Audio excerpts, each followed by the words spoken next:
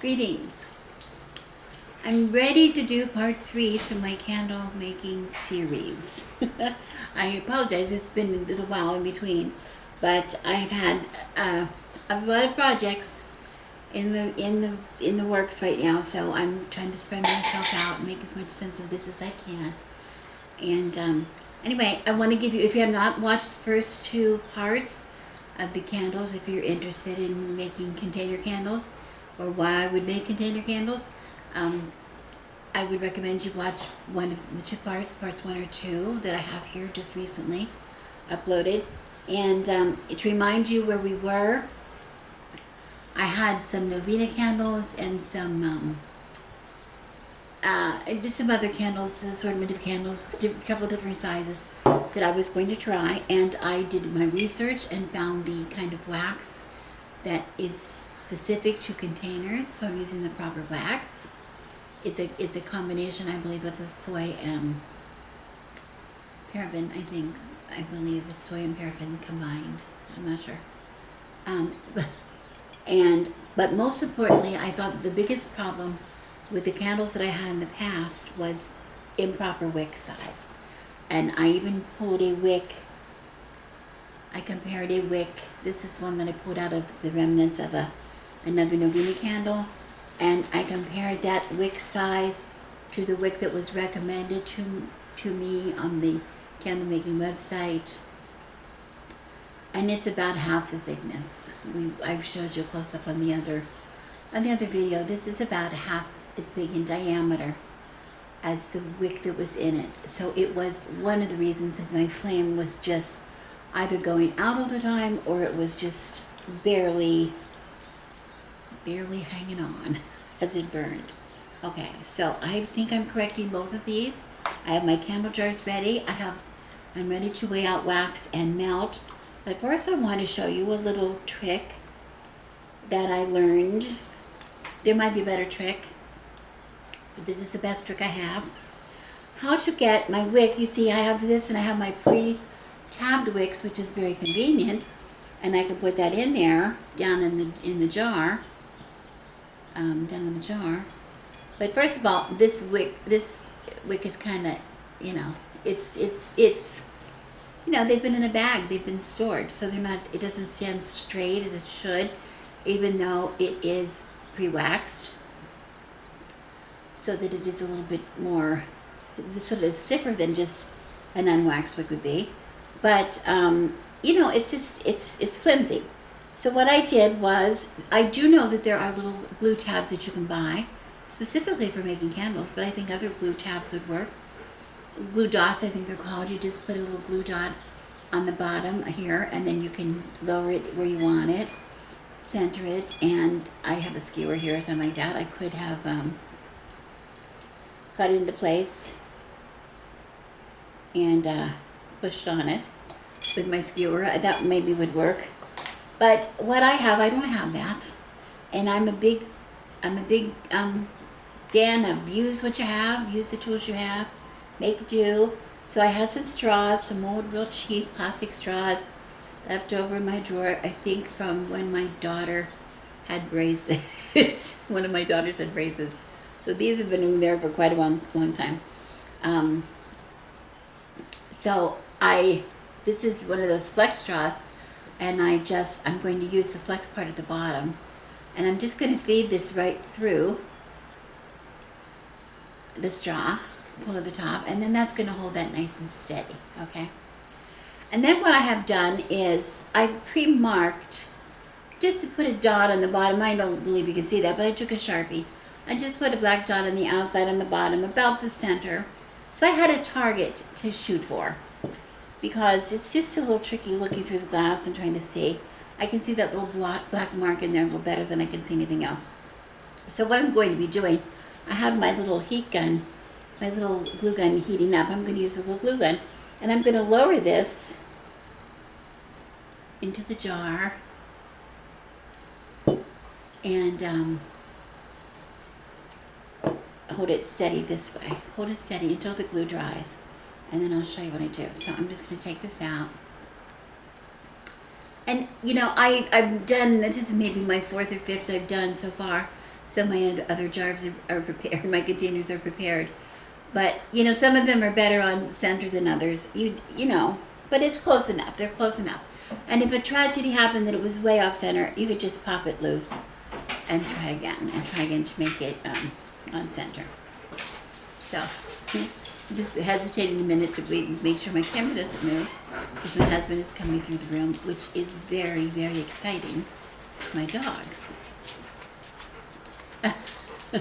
And so far we're doing well, but they are, yes, following him. So I think we're good. Okay, so if my glue gun, I just have a low temp glue gun, nothing big deal, and it's ready to go. So I'm just going to take the bottom of my tab. I'm holding this in the straw, you know, as close as I can to try to keep the tab straight. And I'm just going to put a dab of glue around on the bottom, pretty nice and generous, because and I want to get it. I'm trying to aim for that center dot. And I just have a skewer here, and I'm just pushing down so I can push it down a little bit around to try to get the glue to lay evenly on the bottom of the container. Sometimes it makes a little bit of a bump. I don't think it matters because, you know, let's be honest, when we get down to candles, we don't. That was not my dogs, that was my husband. We're worried about the dogs, and it was my husband that moved the camera. He actually did, I believe, move the camera. I moved the camera? I think you might have, but that's okay. We're good. We're fine. Here. Don't worry about it. It's fine. It's fine.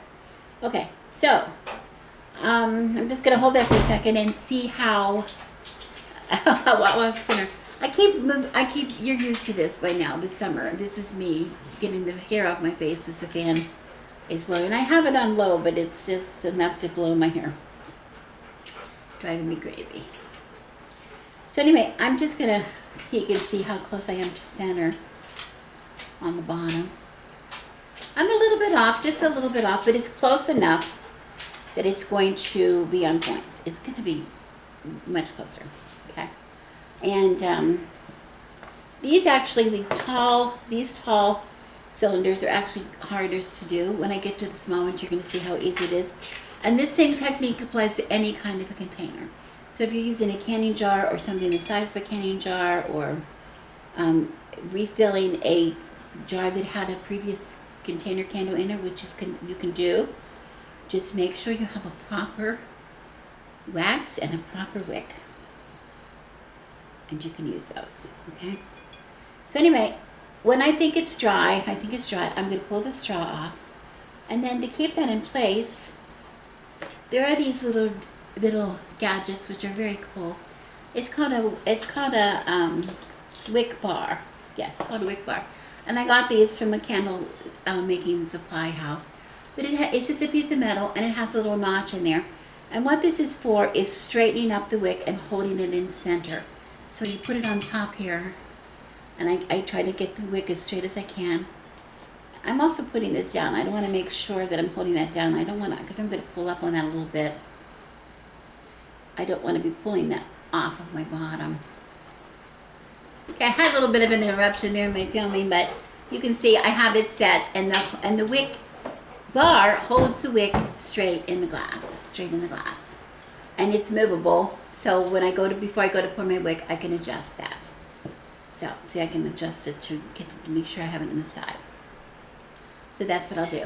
But I want to show you, when you're doing a shorter candle, a shorter container like this one, it's so much easier to get it placed. And what I did here was I just took the straw, and at the bendy part, I just cut it off so it's short.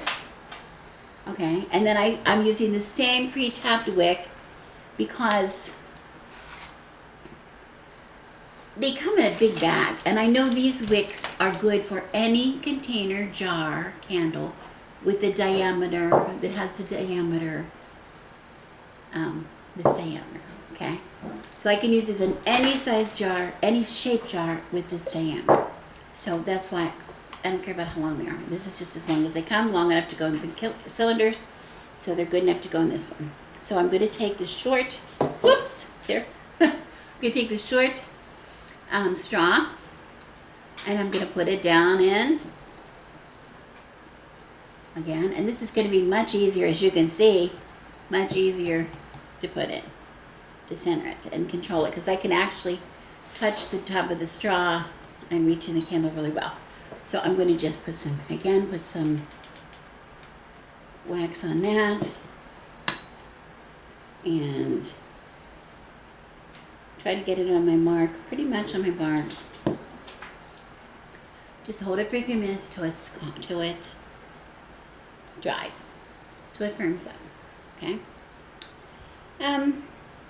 As you can see, I think the process of making a container candle. Now, I don't think container candles are used quite as often as people use tapers or votives, unless people are using the scented candles, the large scented candles. But for me, again, remember that I'm using these for a purpose, because of candles burning down so quickly and unevenly with open windows. And we want these to have hold a nice steady flame for ritual. So, I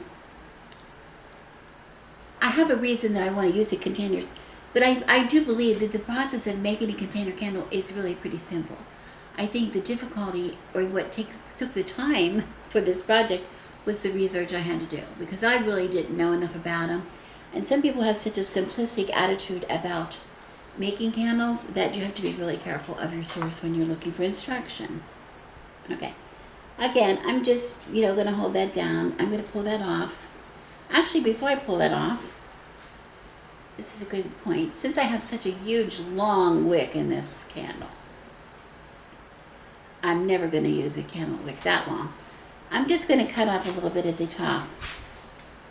I'm going to save any final trimming until after the candle is poured and hardened. But these little pieces of wick, I don't need that. So I'm going to just take that off, and now I can make sure that that's in there, nice in place. And if that's ready, I can take one of the the wick bars, and I can just put that in.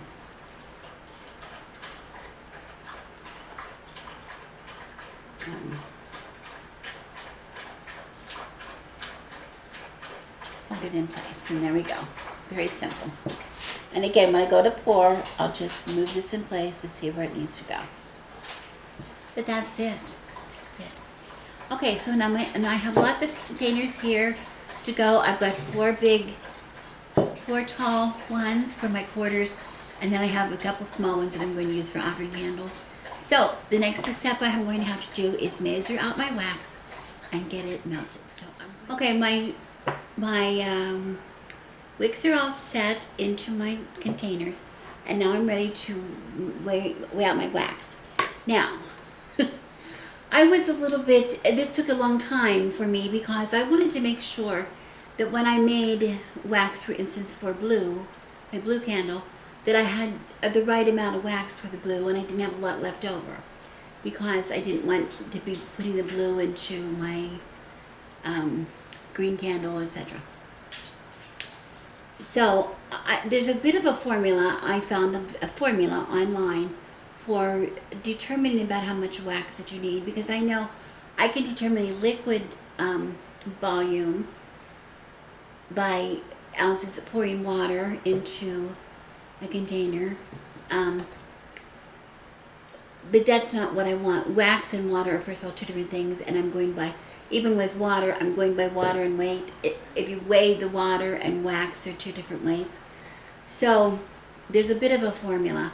I don't know how accurate it is. I'm going to test it out, but I found a formula that said approximately that 1 pound of wax equals about 20 ounces in volume of wax. Okay. So then there was a formula that said your container volume, okay, divided by 20 would equal, if 1 pound of wax equals 20 ounces of volume, the formula would be the number of candles you want to make times the container volume divided by 20 equals how much wax you need. Because I wanted to make sure, I knew how much wax I had, and I wanted to make sure, do I even have enough wax to make these candles? I had no idea, because I've never made them this way. When I've made them before, I've made tapers, or I've made votives, I made some pillars, but I just poured it until I made as many as I had wax for. This I didn't want to do that. I wanted to have a full container. I didn't really want to have a lot of leftover container wax, even though I could use it again, but it might be the wrong color. I didn't want to get into too much storage of wax, etc. So anyway, I determined I'm going to shoot for that. What that gave me is, I believe, in these containers, these tall containers that I have, I should be able to put about 11 point, I think my formula worked out to 11.2 ounces of wax per container. And in the smaller containers, these short ones, I believe that they will take 4 ounces of wax. That's what I believe. I could be really wrong. I could be really wrong. So we're gonna start. But one way for me to check it is, I'm going to put I have to make a white candle, which is just no color at all added. So I'm going to make that one first. I'm going to go a little heavy on my wax and see how far that goes up in my container. Now I don't have to fill my container clear to the top. I can fill it any place I want to fill it, but it's just, I don't want to waste it. It's also really hard to trim a wick once it's down inside. So I really want, in these, especially in these tall containers. So I'm really going to get a full container. But if I have leftover white wax, then I can just continue on without wax and go on to one of my colors next. So that's how I've decided to do it. I don't know. We'll see. Allow me to make mistakes. You learn from my mistakes. So I have basically just my kitchen scale that I use all the time, and I turn it on, and then I put on my empty, this is just a container that I use to melt my wax in. Now your wax is going to be melted not over direct flame, but in a double boiler, what's called a double boiler. I should go over that first. Here I have an old, this is actually, I'll tell you how old this pan is.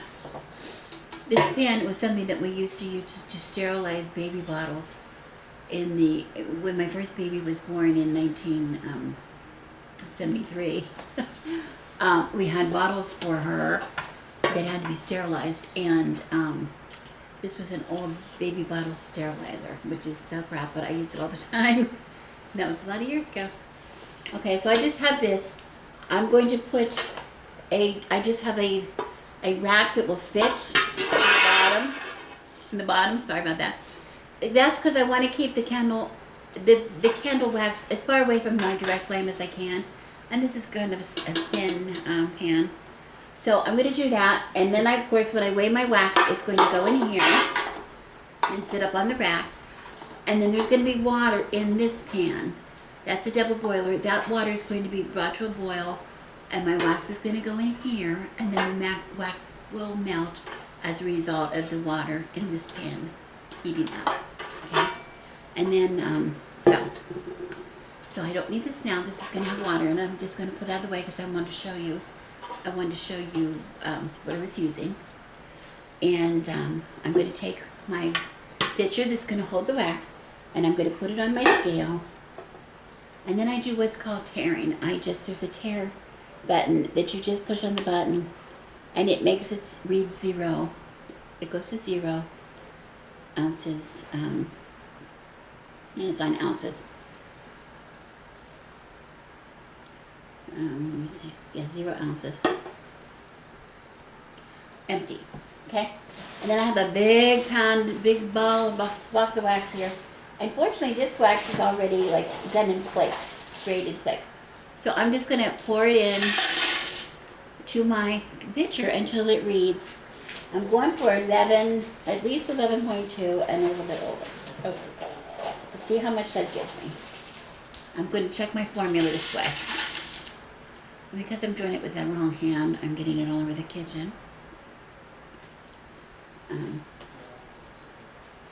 But I'm up at 11 ounces.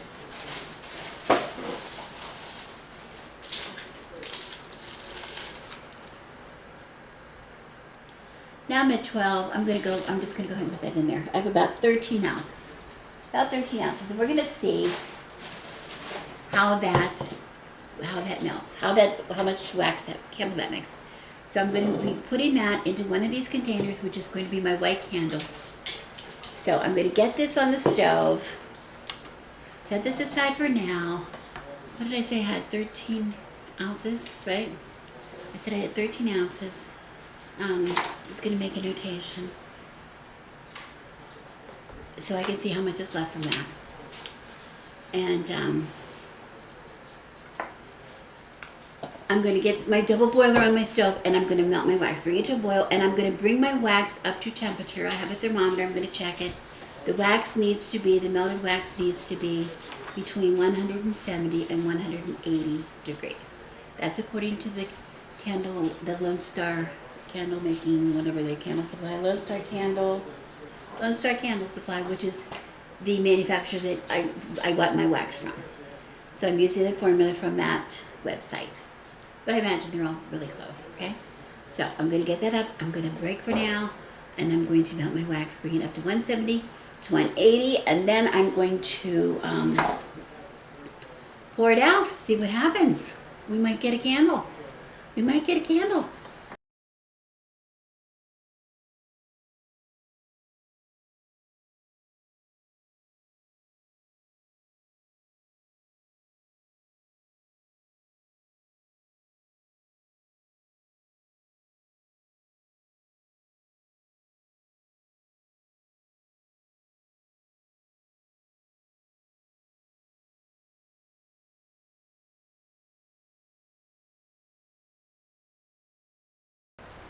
My candles have now been sitting on the counter behind me till they were firm. And I wanted to, I didn't show you pouring the wax and things because it's not that interesting, but I did melt the wax in my double boiler. It melted very easily. The wax that I was sent, the blend that was sent was flakes. So it was small pieces and it was very easy to use. I just measured out by weight how much wax I wanted in my pan, and it went very smoothly. It went very quickly. I used the thermometer on the first one to see, because it says to melt it to between 170 and 180 degrees, I believe it said. I wasn't sure what that was. They wanted the water boiling, or pretty much boiling in the pan, and they wanted it to be hot enough, so I did that for the first batch, but after that I sort of abandoned the thermometer. I kind of figured I knew what it was. And also I noticed in the first ones that I was getting crating, which I'm going to talk to you about in a minute. And I read that you can avoid maybe crating if you allow the wax to cool a little before, like you don't pour it at quite high of a temp. I don't know if that's true or not. I really don't even know. This is a learning curve for me. I've never done that in containers before, and I'm sharing with you now, not from a space of being an expert, but I'm sharing with you now hoping that you can learn from my mistakes or successes, whatever I have. Passing the information that I acquired along to you, if any of you are interested. I did some experimenting. The first one was easy because I wanted a white candle, and it was fine. And you can see on the bottom, I don't know if you can see this or not, but on the bottom, in the very center of the bottom is my black mark that I made for my Sharpie, and you can see the tab that's holding the bottom of the wick, and it's pretty much centered on my black mark. So I think I did a pretty good job after all on this one. I thought it was a little off center, but it's perfectly fine. The color the dye comes in little blocks, little cubes. They're called cubes, but it's actually two little squares hooked together. That's considered one. And to find the color that you wanted, it was recommended that you start out with maybe a half or a quarter of a cube, a half being right at the perforation where they break easily, and a quarter meaning half of that little square, to get a lighter color. When I went to do the blue, I did a half first, which came out the most beautiful blue I've ever seen. We kind of call this in the SCA, at least where I live, we call this Kaid blue, which that's our kingdom color. Which I really, really liked. I don't know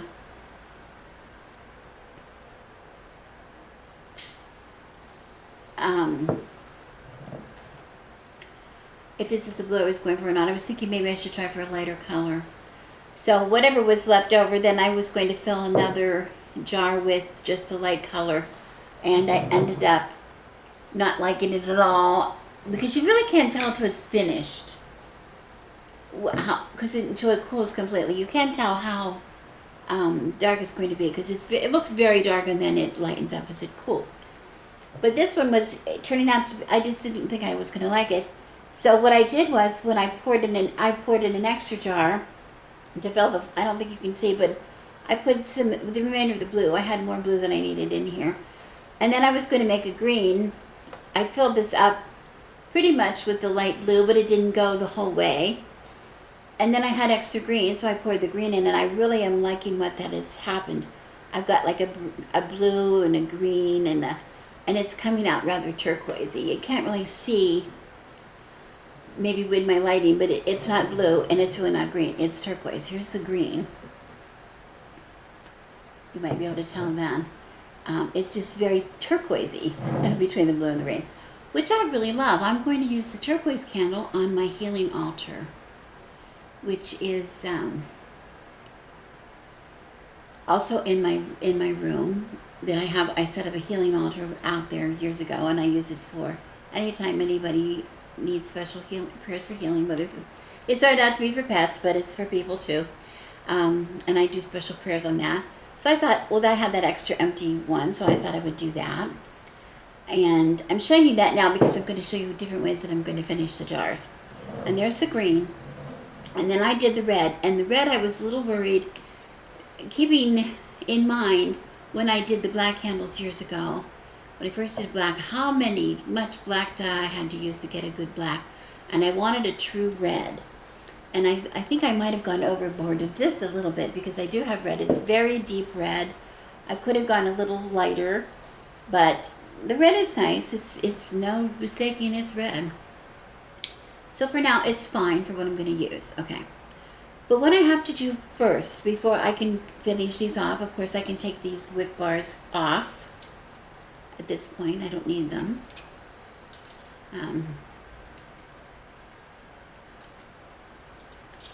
And I can trim the wick. The wick, before you go to light it, you need a wick that's about, they say, 1/4 inch. I go a little longer than that. But I don't need to trim it quite to size yet, but the extra wick is kind of in my way, so I'm going to trim that back a little bit right now. And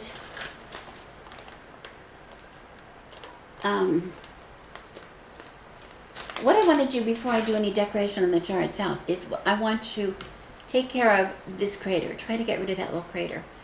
And I understand what happens. The reason we get craters when we pour candles, particularly in these containers, is as the wax cools, it needs something to stick onto. And here it sticks onto, that's why I create the wax blend that you need for container candles. You can't just use that and make a pillar candle out of, because it doesn't have anything to hold its shape.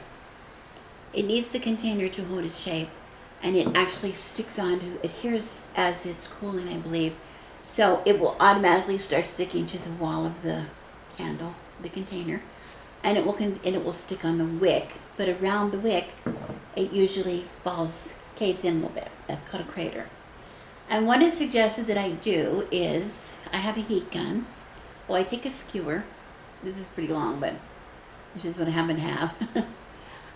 You take a skewer, some kind of a stick, a pointed stick, and I'm going to take a heat gun, which I have right here, a heat gun, and I'm going to turn that on, and I'm going to just turn it on the top of the wax, just to try to get that to melt a little bit, and then I'm going to poke down into the crater beside the wick, and then as that wax gets hot, it will go down and pull inside that crater and fill that hole in.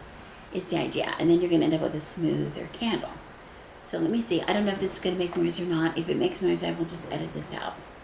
I'm going to give it a go with this one first. First, I'm going to cut this wick a little bit because it's kind of in my way. I'm just going to cut it off a little bit, and I'll go back and get it again. I think this is going to make some noise. It's not too bad, but it's enough to annoy the people that get annoyed by stuff. It shouldn't take much to soften this wax because it's 90 degrees, and I can see it's really already kind of turning to liquid, and I'm going to just stick my candle. I'm going to make a hole.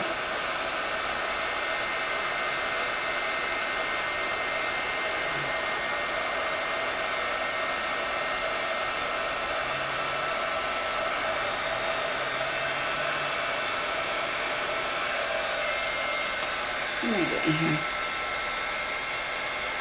Where's my, I'm going to put this back on for a second. Pull my wick up a little bit if I can.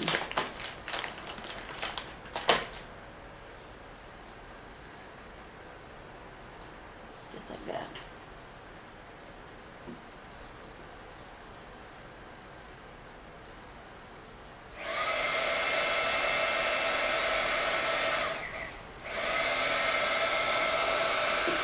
Oops.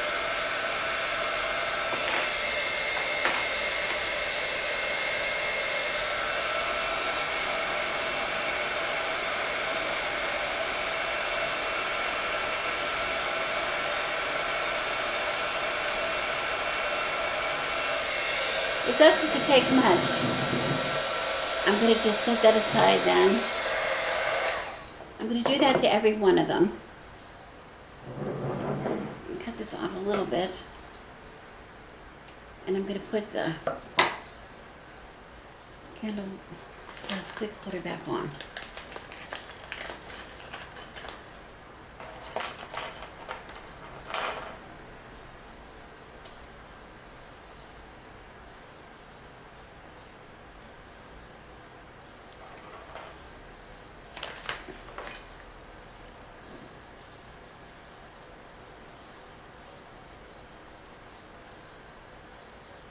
And I see that my candle is quite soft. I don't know if it's supposed to be that soft or if it's just not set up yet, or it's because it's so hot. It's 90 degrees. So I want to be careful I don't get the wax everywhere.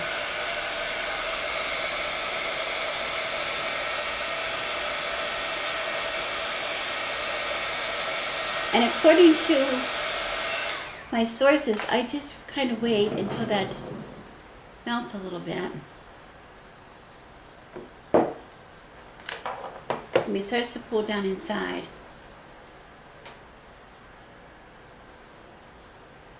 That one's pretty more set up.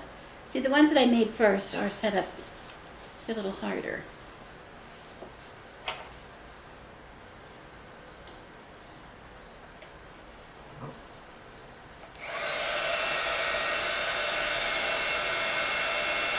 It goes rather quickly, almost immediately.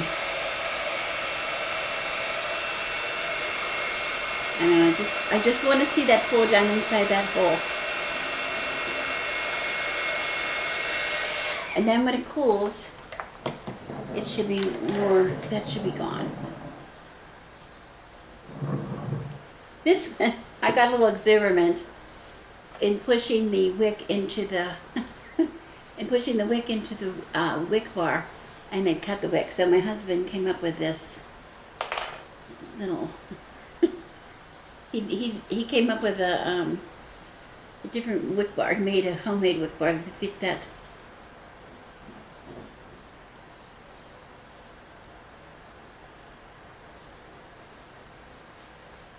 And I can see right away that the red ones are quite not as set as the others, because I just did them. They're the last ones done.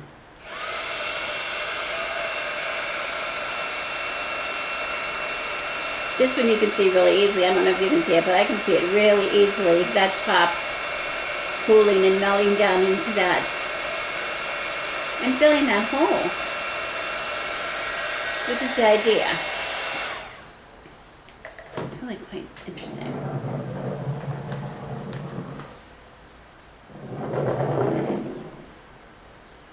Okay. Even when they say even when you can't see the hole, there's usually a hole there. So it's recommended that you take a, oh yeah, I can see I pushed that right down in. There was a crater that I wouldn't have seen it, but it was there, so it doesn't hurt. And then you just smooth it up.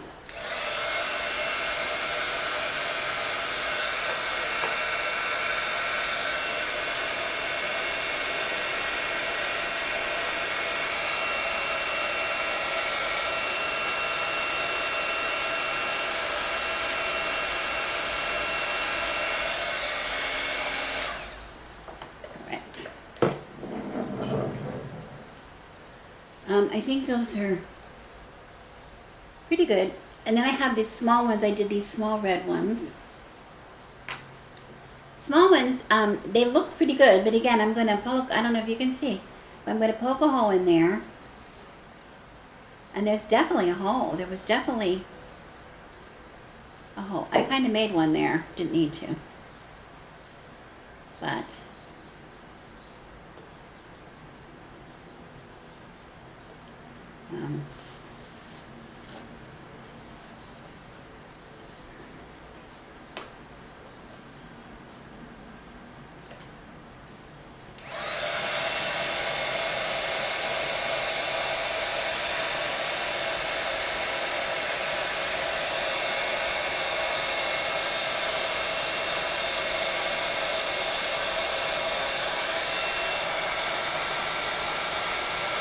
and what I'm looking for is just, I'm looking to see that those holes are filled up with wax. As the wax melts, it goes right down. And I'm looking to create a smooth top. Now this can be repeated if this has to be repeated if you don't get it quite right the first time. You can do it again. And again, the red candles are they're just set, so they're a little softer than the others. So they're it's making a little bit of a mess of the red ones.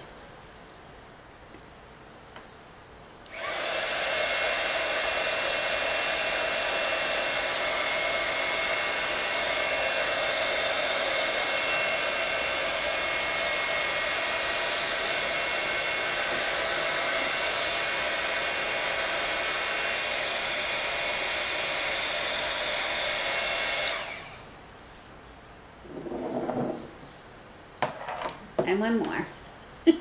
One more. It seems like a lot of messing around, but actually, I feel like I've been taking 2 weeks to make these candles.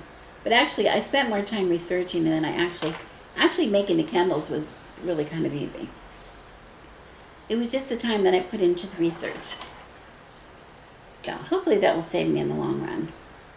But I'm sure I have some mistakes that I'm going to have to deal with. And I'll be sure to let you know.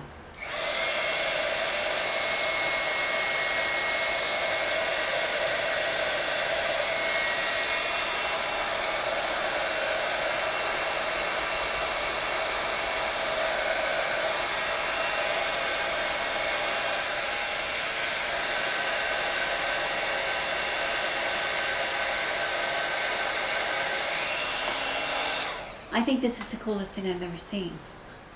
I don't know why I haven't. I didn't buy it. Now I've had it. I found it.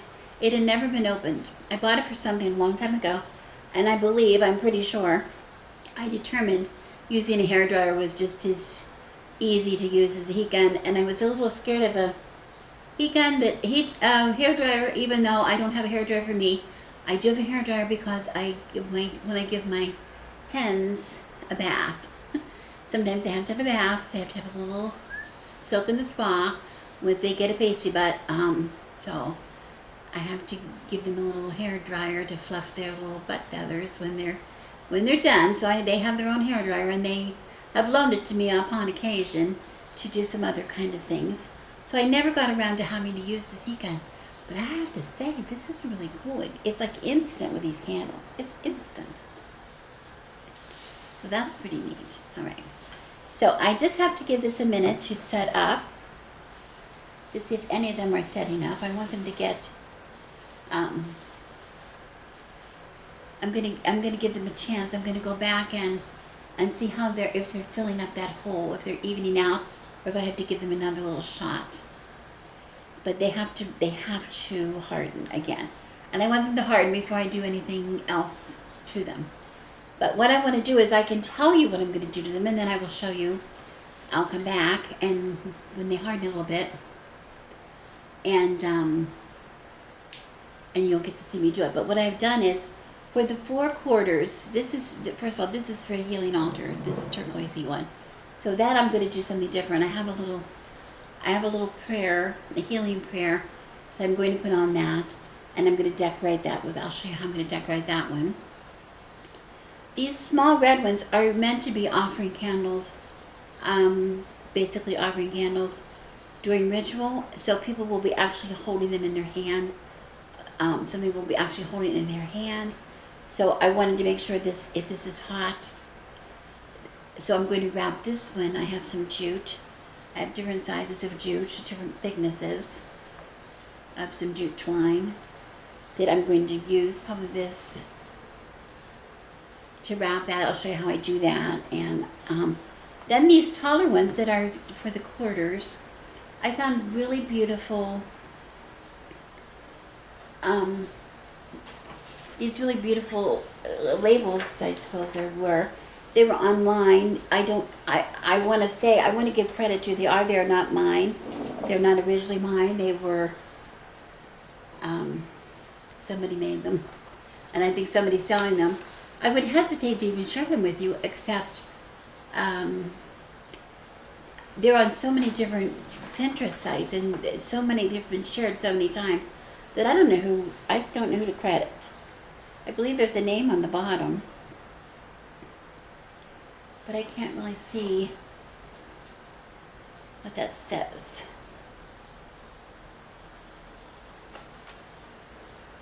It's very blurred, so I don't know. I don't know what to say. But anyway, each one is a label for the elements, and it says it's calling upon each of the elements. And I really love this. When I dedicate these candles, I'm going to use this. For instance, earth, it says, for earth. See, they're beautiful. And they're not even exactly the same size, because to be honest, I lifted them off of the images and then put them into a Word document and sized them how I wanted them. So they were approximately the same size. I'm not going to sell them, so I know that's probably not right to do, but I did it.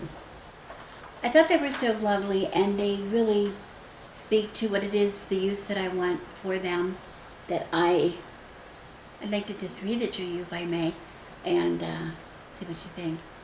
For earth, it says, here and now, I evoke the elemental force of earth, the soil of fertility and growth, the consort of stability, stillness, and health. I seek the deep cavern within, that I might patiently build strength, mystery, sanctuary, and abundance. I call you forth to filter away all that is impure, and to stand rooted in this world. Mountain and dust, footstep and stone, earth, I call thee hence. It's a really lovely sentiment. And then there's likewise for air, fire, and water. So I'm going to come back. I'm going to let these harden up a little bit, and then when I put them in the jar, I'll show you the rest of them. That's it, and I quit. I feel like I've been making candles for a month, but that's really not true. It's just, like I said before, I did a lot of research, and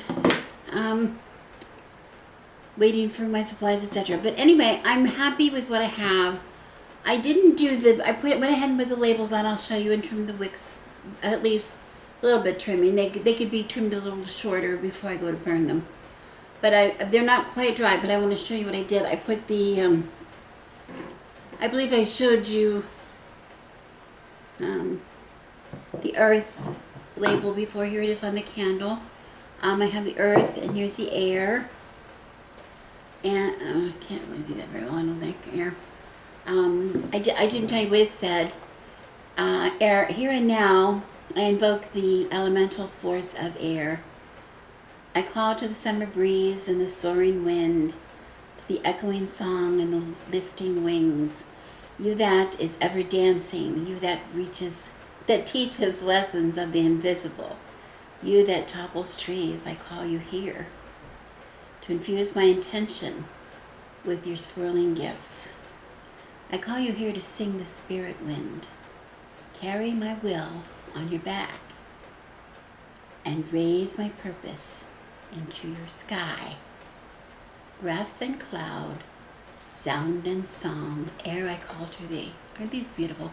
I really need to find out who wrote these because they need to be credited. They're very lovely. The fire, I put the fire on there. It says, here, I'm sorry that I'm having trouble reading them because I'll tell you why in a minute.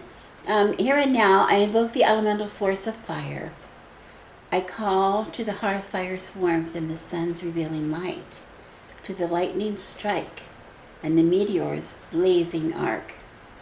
You that catalyzes transformation, you that teaches the clearest lessons, you that melts stone. I call you here to infuse my intention with your flickering gifts. I call you here to fill the spirit forge, temper my will into flames, and anneal my purpose with your heat. Candle and campfire, courage and coals, fire I call to thee. And finally water, my beautiful blue water. Here and now I evoke the elemental force of water, the fluid of infinite shapes and forms, flowing source of adaptability, emotion, and life. I seek the pure spirits. I seek the pure spring within, that him I may drink deep of change, relationship, nourishment, and grace. I call you forth to wash away all that needlessly binds and to move fluidly in this world. Ocean and river, ripple and rain, what do I call thee hence? I love those. The reason I was having trouble reading is I went ahead and the labels are not quite dry, and there's still some Mod Podge, the glue, laying on. And when I did it, I used this, it's called Mod Podge. You can use any kind of white glue that'll adhere to glass. But I love Mod Podge. I keep it in the cupboard all the time because you can thin it with water. It's just a glue, but it seals. So what you do is you put some on the back and you glue it on, and then you put a couple coats, a couple different directions on the front. And that keeps, in case your hands are wet or whatever, you're not going to ruin the paper, but it'll come off. I didn't show you how I did that step because when I made my jars for my witch's cupboard when I did my 30 days of Halloween last year, I showed you how I decorated my jars. Same process. Okay, and when it dries, it will be completely clear, but in some places it's still a little thick, it's still a little wet, a little tacky, so I'm having trouble reading it right now, but I'll be able to see that. You'll be able to see it really well. So I did those. Those look beautiful. One I love, the one I did for my healing altar, came out beautifully. I did that a little different. I tied a little wrappy at the top, and I told you, I thought I was feeling turquoise for healing. For some reason, I kept thinking turquoise. At first I was going to just put blue. That's my blue. That room out there, the ritual room, is basically blue. Blue and gray. And some green. My cupboard where my healing altar is located is blue.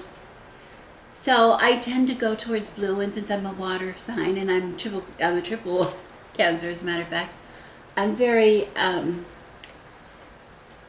very watery. I'm a watery witch. So I'm attracted to water, and blue, it's calming for me. It's calming, even though green is my color, green and blue. So when I made this turquoisey, I thought that is perfect for healing. And I just found, I did have a little turquoise stone, a little tiny one, a little bead, turquoise bead, that I put on there, along with a piece of clear quartz, which is perfect for balancing, helping to balance, your body and your spirit, or your mind and your body. Balance, achieve that balance, keep the balance. And then my very favorite, I have a little, I know you can't see it and I apologize. But at the very bottom, I have a little charm, which is the Venus of Willendorf charm, which the Venus of Willendorf was a fertility figure that was discovered, that they date to be about 30,000 years old. 30,000 years old, a fertility goddess. And I know you're familiar with it. You can't see it very well here, but she's the goddess. She's the fertility figure, with a big belly and big breasts and naked form, no face, but she's beautiful. I think she's beautiful. And so I used her here. And the prayer that I found for the healing candle, even though when I do healing, like do healing intentions, no, I always put a private intention when the candle is lit for a particular purpose, whether it be an animal or a person. I put special intention into the candle, but always this candle is held in the space of healing. And I found this again, and I've applied it with Mod Podge. It's pretty dry. It's not quite completely dry, but it's pretty dry. But it says, "O great goddess, mother of mercy and healing, send the energy of Hygeia to nourish from her sacred bowl. Send the energy of Brigid to heal with waters of her sacred well. Send the energy of Demeter to restore life to withering cells. Send the energy of Kuan Yin to bless the healing with peace. Send your healing wisdom to the body to restore its sacred balance. Thank you, great goddess, mother of all life." So I love that. That's a really good intention for all intentions that are going to go into the candle. I will let you know how the candles work. I'm not going to light them until they will be lit on Saturday, this week on Saturday. And I'm hoping that they'll burn, but I'm going to let them cure until then. Oh, by the way, the small ones that we're going to use as offering candles, I just glued a little bit with the Mod Podge again, of a little bit of the jute, a little bit of this jute twine, which I have in all thicknesses in my house all the time. I use it for everything. Around a little strip of that around the candle, because these are going to be used as offering candles. I don't want them to slip, being glass, slip right through your hands. This is a good, you can get a good grip on it, so not to slip and cause an accident when they're lifted. But I think they look great, and I'm excited. I can't wait to see how they burn, and I'll let you know whether they burn or whether we crash and burn or what happens. So I'll let you know. Anyway, thank you for those of you who were patient with me and went through the process with me, and for those of you that were not interested in candles, I understand, and we'll be back with another subject soon. As always, I am Rebecca, and I thank you so much for coming to my channel and watching. I wish you blessings.